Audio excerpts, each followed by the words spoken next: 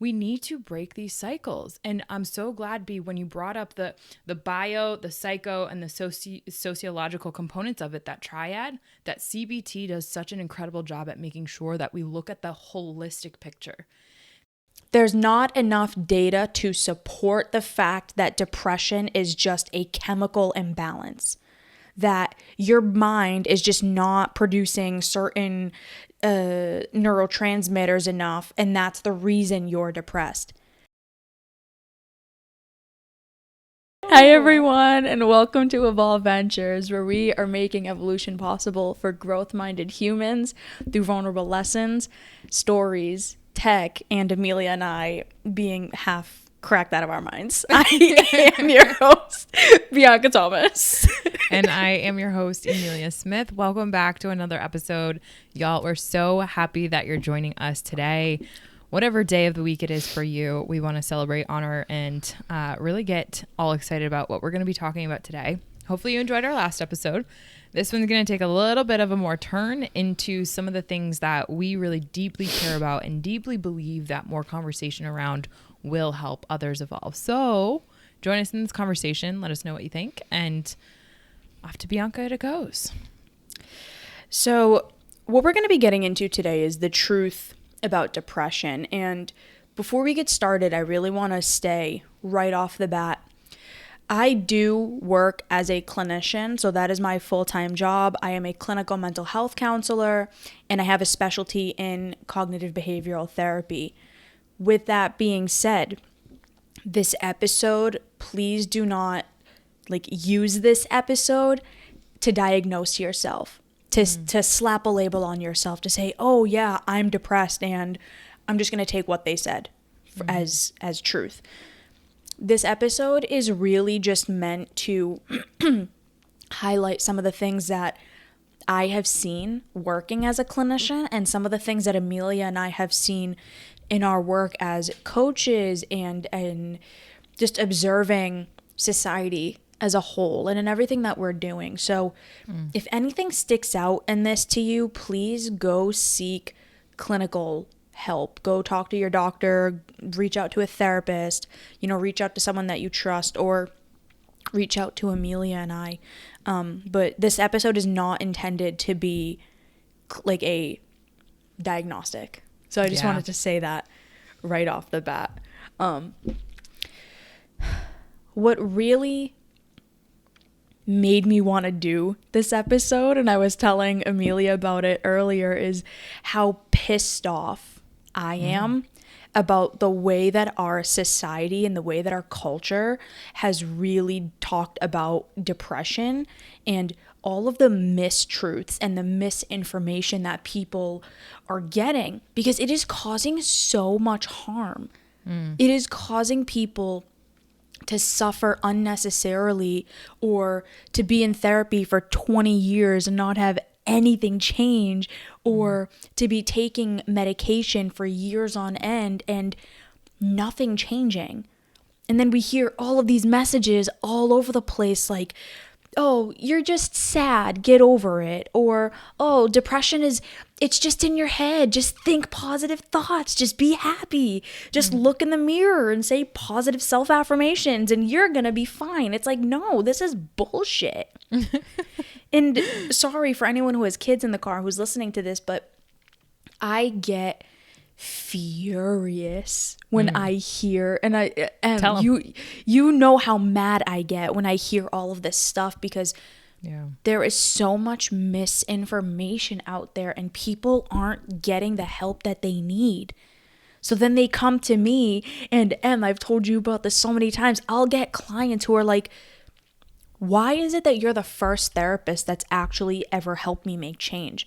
Why is it that you're the first therapist that's ever actually helped me to see all of these things? Like, oh my God, it drives me freaking nuts. It drives me nuts. They've seen like 10, 15 different therapists and nothing has changed because the therapist didn't have a good education, or they're just not continuing their education, or there's just so much misinformation out there that it's like, well, I don't know what to do. So people feel stuck. Or they're not practicing what they're preaching, which I think Yeah. is a huge, they're not actual practitioners of their craft, which I Oh think my is a God. huge issue.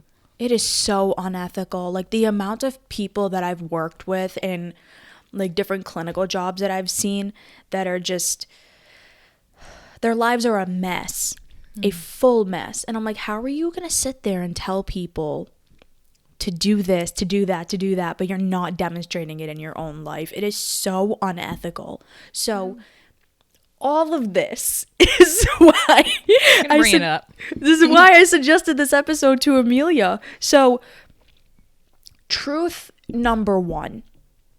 Depression is not just you're a little sad, right? That's not depression. Sadness is a component, it is a piece of depression, but depression is a long term, it's for more than 2 weeks, a pervasive state of sadness and hopelessness and worthlessness. So if you look at depression, so like I said, my education, my background is in cognitive behavioral therapy. It is a evidence-based practice. It is a data-supported practice of, or modality, a theoretical orientation of psychology. And the way that it talks about depression is this triad. So depression is a sense of worthlessness, helplessness, and hopelessness, and unlovability. And it looks at it in this triad of the future, yourself, and the world. So my future, myself, and the world are hopeless, helpless, worthless, unlovable, and it's pervasive. So What does pervasive mean for people who might not know that? yeah, pervasive means it's like expanding, it's generalized, it's enduring. That's a better word for it. Starting to creep into other areas of their life, kind of? Yeah, it's like, it's overwhelming. I guess that's a better word. It's overwhelming. Good. Yep, perfect. So it's People not understand that. just like, yeah, like, have you ever heard someone, it's like, oh, I'm really depressed today. It's language like that makes people feel like when they're really struggling with depression that it's not real. Right. Because we're not using the proper language to really communicate what actually we're feeling. Right. You know, because there's such a stigma around mental health anyways. Yep. So depression, the clinical understanding of it, it's a feeling of sadness that lasts for more than 2 weeks. And there's a subset of symptoms. There's like 10 or 9 symptoms. There's 9 symptoms that you have to experience in order to be diagnosed with depression. So number 1, it's not just general sadness. Yeah. It's a part of depression, but it's not the whole thing. And I've had so many people be like, I'm so depressed, but I'm so afraid to say anything because the people around me are just saying, well, just get over it. Well, just think positively. Well, it's all in your head, you know, all you got to do is this. And it's like, how many people have you heard say that? It's like, it doesn't help anything. It just makes the person feel shame around what they're experiencing. And unseen too, like unheard, unseen, devalued even for their own experience of their experience. Yeah, so that doesn't necessarily help the spiral up. Yeah. So number 2, and Emilia and I were actually going back and forth on this a little bit before, but we were able to. Y'all. Oh yeah. No, it was good. Here's myth number 2. Depression is just a chemical imbalance. There is no data, or there's not enough data to support the fact. I didn't want to say no because I don't want to be called out. There's not enough data to support the fact that depression is just a chemical imbalance. That your mind is just not producing certain neurotransmitters enough, and that's the reason you're depressed. It's a part of it. It's a part of it, but it's like the chicken or the egg. You don't know which one caused it. Are you depressed because of the neurochemicals, or are you having these neurochemical imbalances and changes, quote unquote, because of the depression? So people are expecting medication to just fix everything. Again, I've had so many clients come in and be like, I've been on depression medication. I've been on SSRI. I've been on a SNRI or whatever these medications are for years, and it's not doing anything. And this is the challenge when we're just pushing medication on people to try to fix them. You're not actually addressing the real problem. It will help increase your mood.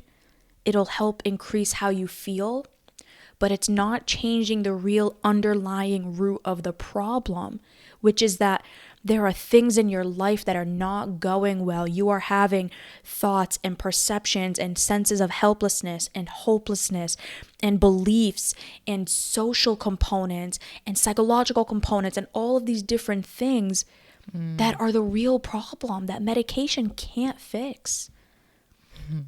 It genuinely breaks my heart. Sorry, it genuinely breaks my heart when I see people who just come in and they feel so helpless because it's like, I'm doing everything that I thought I was supposed to do, but nothing's working. Nothing's changing. Why am I still so depressed? Why am I worse now that I'm taking all of these meds?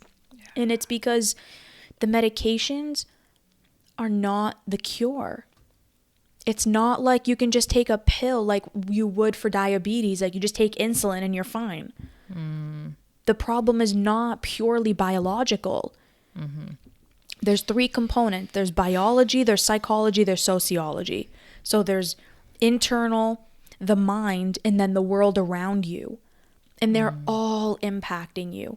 So I don't want this episode to just be us talking about all of this stuff. I really want to give you all simple tools and tips and just ways to help you.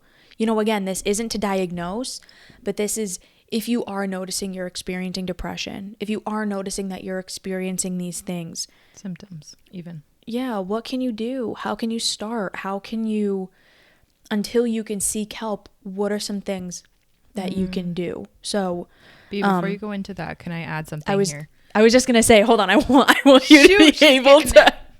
I want you to be able to talk too. I've been rambling. No, it's good. I have something in here that I want to bring it down to, like, everyone who might have experienced a degree of depression or symptoms of depression. And I have a background, yes, in technology and so many other different things, but also I've had a lot of experience in the pharma industry too. So I'm seeing, you know, some of those products that are on the shelves when you try to go find a solution, a drug to be your solution. And so I've seen the clinical data, I've seen the clinical trials, I've been with scientists and actually seeing some of these things and how there's so many advances, and I definitely don't want to discredit the scientists that are behind the scenes in the labs really trying to do incredible work in the world that has benefited so many people because they've actually been able to engineer and modify different scientific components that have benefited so many people. So I don't want to discredit that.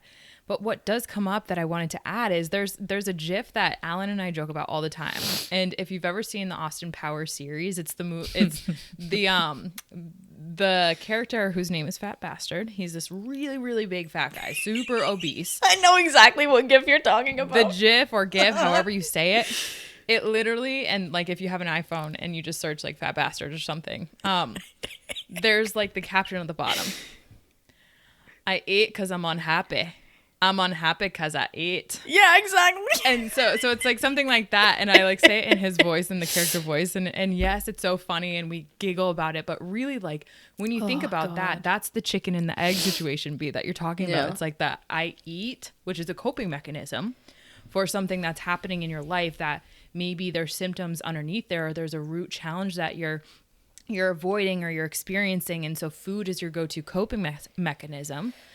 And as a result of you actually eating and choosing food and coping in a maladaptive way, you actually get unhappy because you broke promises to yourself or whatever. And so if you continue to do this, you can actually start to experience symptoms in what you've just said of depression. You keep eating because you're unhappy unhappy because you eat, right? Like that's going to create this cycle. And so really, Bianca, like from my perspective, what I really want to bring into this, and I'm writing a book about this, we need to break these cycles. And I'm so glad, B, when you brought up the bio, the psycho, and the sociological components of it, that triad, that CBT does such an incredible job at making sure that we look at the holistic picture.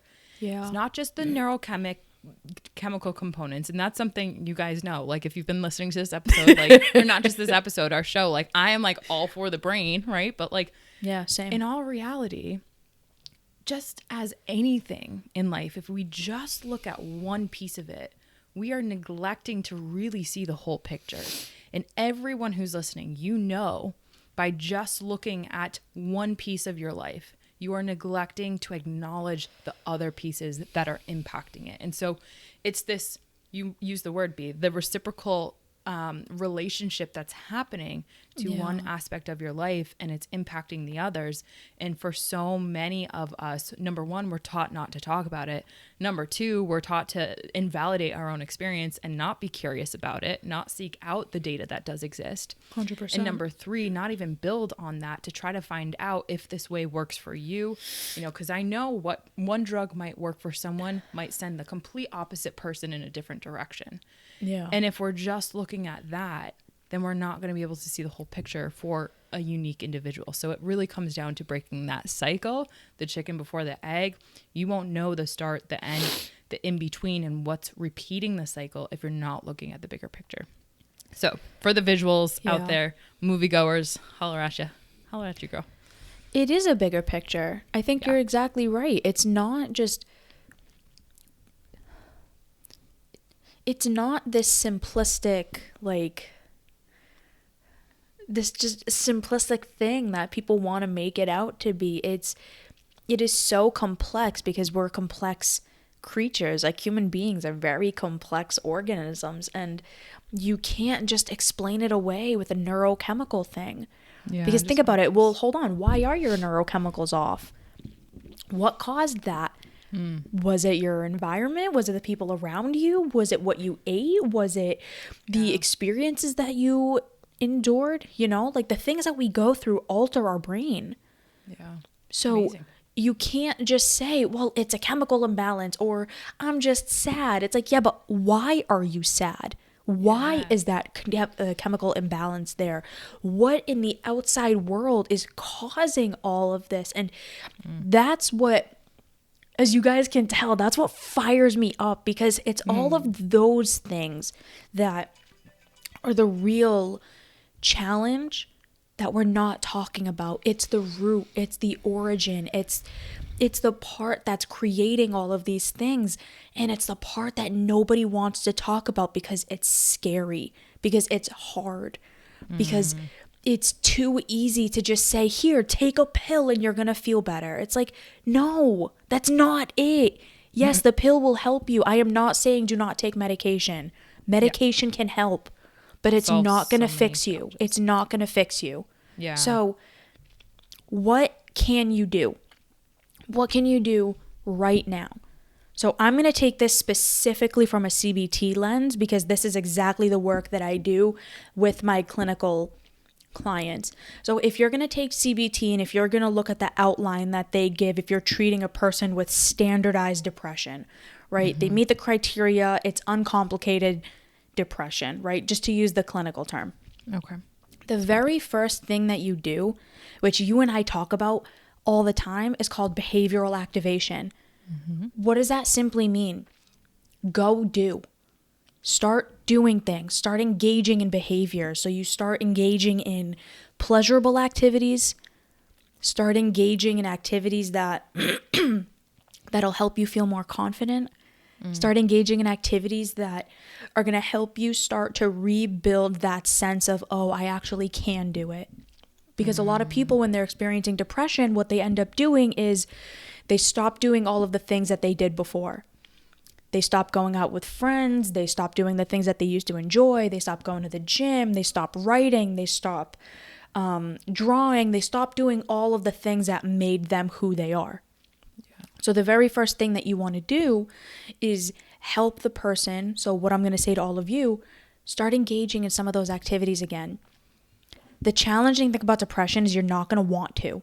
You're going to say, oh my God, I don't feel like it. This isn't going to actually help me. This isn't going to change anything. That's the depression talking. The data shows that if you actually get up and go do, if you can just find a way to fight past that thought that's telling you, I don't want to do this, and you go do it, your mood will start to shift. The way you view yourself will start to shift. Yeah, that was me last night with Alan. There was a part of me that literally, I said in the car, there's no part of me that wants to do this. None. Going to the gym? Doing it anyways. And that's what actually built exactly what you're talking about. So it doesn't have to be the gym. It just doing things, it moves energy through you. And that makes a shift in every aspect of your life. Absolutely. The biggest way to change how you feel about yourself is to start taking action, to show yourself that you're more capable, more competent, more better. I guess I don't know what other word to use. You're more better. You're more better. More better than I think better than the thoughts sometimes when they like don't feel like it. It's like you start to like accept that like, oh well, because you don't feel like it, that might mean that I'm not capable, right? And then that appraisal and those thoughts start to really creep up in the garden and then take all the light from really truly what you are capable of. Right. The next thing that I would suggest doing, this is again what I do with clients, the next thing we'll do is we'll look at your social circles. Who are the people around you? Do you have positive social supports? Do you have places that you can go that make you feel better? Do you have environments where you feel safe? What is your life looking like? What's your schedule? What are your activities that you're doing? What are all of the social components and the environmental components? Because again, it's not black and white. It's not just you feel a certain way. There's all of these external factors that are contributing to it. So if you can really take a look at what's my environment, what are the people around me like, what's my, home look like, what's my schedule, all of the stuff that we talk about in all of these episodes, this is why we talk about it, because they all go in with each other. Like all of October, all of the episodes were basically about environment. So you can look back at those episodes and dive into that. We give a bunch of feedback and tips and tools and whatnot there. The last, really quick, I'm thinking, so again, to bring this up, all right, who's ever seen the American YouTuber Ed Bassmaster? The one that puts, and if you're watching this on YouTube, if you're not, like, I highly recommend, because here's your daily dose of Emilia. He puts his shoulders forward and he puts his hands like on resting over the back of his hips, and he says, "Would you just look at it? Just look at it." And like his outfit is absolutely outrageous. Hopefully we can tag him and he, everyone can see. Like the chicken dance? It's kind of like the chicken dance. And he just, would you just look at it? And honestly, if we just looked at it a little bit more, I would agree with you, Mr. Ed. We would be able to really examine what we're going through. Instead of looking away, let's just look at it, friends. All right? You know what that just reminded me of? Tell me. Did you see Bridesmaids? Yeah. When she's talking about, when they're in the cafe and they're talking about the male phallus, I'll use that word, and she's like, she's like, that's what you just reminded me. I don't typically perpetuate a lot of work in the world that I think makes a lot of people sometimes mindless, but like if you can apply that, just look at it, like the original one where like he's up like with this old guy looking at a car. And he's like, would you just look at it? Yeah, just look at it. Look at it. Would you look at that? Like if we apply that same level of intensity at our life, imagine what is possible for our capabilities. Oh, sorry, Effie. I just needed to really bring that please. Forward. I'm glad you did. The last thing that I would say, and this is a little more complicated, but cognitive restructuring. So cognitive restructuring is really a cognitive behavioral therapy tool. All it means is that you're working towards changing your thoughts. And this is not just positive thinking. I hate when people are like, just think positive. It's like, that doesn't change anything, bro. Like, that's not doing anything. Cognitive restructuring is really looking at the way you are interpreting and making meaning of the situations in your life. Yeah. It is our interpretation of the scenarios that we are in that is a huge contributing factor to depression. It is not what's happening. It's the way you are telling yourself about it. It is a communication of loss. It is a communication and a interpretation of severe worthlessness, of hopelessness, of unlovability, of your world and the things around you and yourself just genuinely having no hope and not being enough. And those interpretations are the biggest root causes of depression. So I preach to the frickin' heavens using thought records, and I do this with all of my clients, and we've made digital assets, and I've talked about this so many times. It is such an effective tool for understanding the way you are interpreting the world around you. Where does your mind take you? What does it mean? What does it mean that this person broke up with you? What does it mean that you didn't get that job? What does it mean that you weigh a certain weight? Right? It has no meaning other than the meaning that you give it. What is the interpretation that you are giving to the scenarios that you are in? Because if you can start to look at that and analyze it, you can work to do the next part, which is the cognitive restructuring. Emilia smirk and don't look at me like that. Just look at it. So that you can start to actually restructure, recreate the meaning of the situations you are going in. You cannot change every problem, right? So like not every problem has a solution, but you can change what it means. If you can't change the problem, if you can't change the actual outcome of the thing, you can change what it means to you. This is something that I specialize deeply in and what I was doing last night with a client. And it was, and I'll use this example so that we can all kind of identify with this clinical term that B just brought in, which by the way, I just had like, that's my best friend kind of moment, B. Go so best like, friend, that's my best friend. That's my best friend. We're heel clicking over here. All right. And we're hoping that you're heel clicking with us. All right. So by the way, that's like an evolved version of like clap. All right. Okay. It's foi. It's foi, right? So we're coming up on this stuff. All right. So I was with a client last night and there was such an overwhelming feeling of hopelessness, helplessness, and unlovability, the whole triad together. And she like crying, tears, like I have so much heart for this client. She's at such a challenging stage in her life, her career, her relationship, all the roles that she takes on. And I know as women, this is something that a lot of us run into. She didn't feel as though that she had any control of her life to be able to change that. And she had made a blanket statement kind of to what we were talking about earlier when and it was like, well, that's just my personality. And that was such a scary moment. That's a belief. It's a belief that's deeply, deeply ingrained into who she is, at the story, at the identity, at the thought, at the belief. Like everything, the bones in her body are made up of this one belief that has encompassed and blanket out all of who she is. And so that one belief, right? That one belief has rendered her, you mentioned a sense of loss, that's rendered her powerlessness of her entire ability to make and affect change in her life. And as a coach, that was a really challenging moment for me because not really challenging, but it was hard to hear that when someone is under the gaze of a belief that is disempowering, right? That's just my personality. I can't do anything about it, right? It's like that. I get so excited for those moments because it's like there's so much change on here. And I said, let's just zoom into that one statement that you just said. And this is cognitive restructuring at the core. It starts and it's a journey. But this is where you can, if you're experiencing those symptoms of depression, which honestly, like this is a cycle that continues. If something doesn't change, right? Like we got to acknowledge that. In that blanket statement, we interrupted it by looking at it and we zoomed right into it. And we said, all right, there is a history here. There's a history here. And you've accepted that as just your personality. You are far more than just this.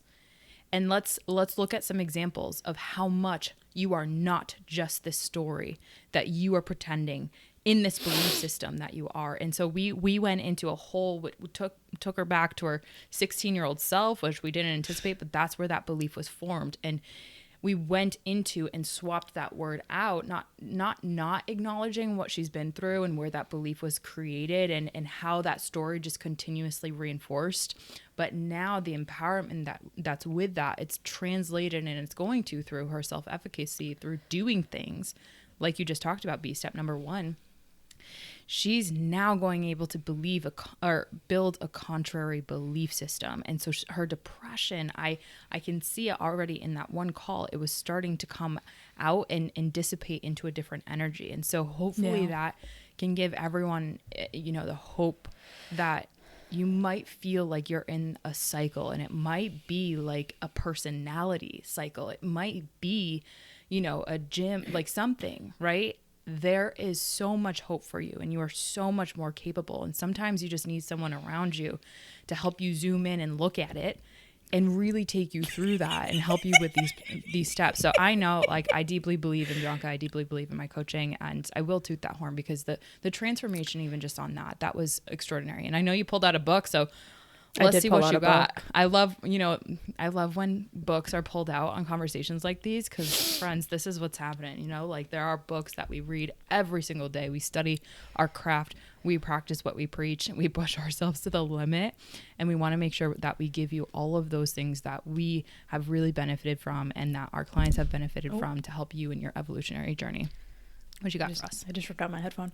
There's 2 books that I'm going to suggest. One of them is by the creator of cognitive behavioral therapy. The book is called Cognitive Therapy and the Emotional Disorders. It's by Aaron Beck, Aaron. The book really dives into what emotional disorders are. So like all of the emotions, anger, depression, anxiety, PTSD, all of these things. It's not a super clinical book. That's why I'm suggesting it. It just really dives into what are these emotions and what are these emotional disorders and where do they really come from? Like, why do they appear? The second book is Cognitive Therapy of Depression. So same author, Aaron Beck, but it goes into the more clinical component of what is depression. And it's a book for clinicians, but if you're interested in learning about like what depression is and what a CBT therapist is probably going to do with you if you go see one, that's another really good book too. I've read them both twice already, and I definitely intend on reading them again because they're phenomenal. So B, to wrap up this episode, can you just go through the 3-step process that we want to share with our listeners to help them in their pain, in their struggle, not to necessarily solve it, but to start to actually get to the root and to look at the whole picture? Yeah. Number 1, behavioral activation, aka go do. Get up, go do stuff. Create a schedule for yourself. Create a list of activities that you want to do. Start getting up and getting active again. Most people who struggle with depression, that is one of the biggest things that they notice. There's a lack of interest in activities they used to enjoy, and there's a lack of engagement in activities in general. So get up, go do, go schedule, go do stuff. Even if you don't feel like it, the act of getting up is going to help you. Hashtag just do it. Hell yeah. But evolve. Make it evolve. Not Nike. Make it evolve. Just evolve. There you go. I'm going to get us a sweatshirt that says that. That's actually really cute. Who wants one? Send us a DM. Yeah. You think I'm kidding though. No, I actually really like that. Just evolve. Like, as if it's a simple thing. That's funny. Yeah. Let's do it. But it is. All right. The second one is social support. And not just social support, but just social and environmental, right? Who is around you? What is around you? Take inventory of the people, places, and things in your life. Start adding more of the positive and try to start reducing the frequency and intensity of the negative, right? So if you know there's that one person in your life that every time you see them, you get upset, maybe stop going around them as much. Just maybe. Just maybe. Just look at it. You know, just a little bit. The third thing that I would say, or the third tool, is that cognitive restructuring component. It's not easy to do this alone. So I really, really would suggest seeking help. Go get a therapist, go talk to somebody. But you can start to become aware of where your mind takes you. What are the interpretations that you are making of the scenarios that you are in? Where's your mind taking you? What are you telling yourself about yourself? Are you someone who constantly thinks that you're not good enough in every scenario? Well, that might be a pattern. Are you someone who thinks that the world is out to get you and people don't love you and you're noticing that in every encounter? That might be a pattern. It might be why you're experiencing the depression. So start to look at the interpretations and the meanings that you are making of your life, yourself, and the people that are in it. Emilia, stop smirking at me. Sorry. I just I love how we're bringing humor into something that's so deep. It's just making it even lighter for me without dismissing how important it is to talk about. Yeah. All right, that's all I got. Alrighty. So, final takeaway and episode suggestion. B, what do you have for us?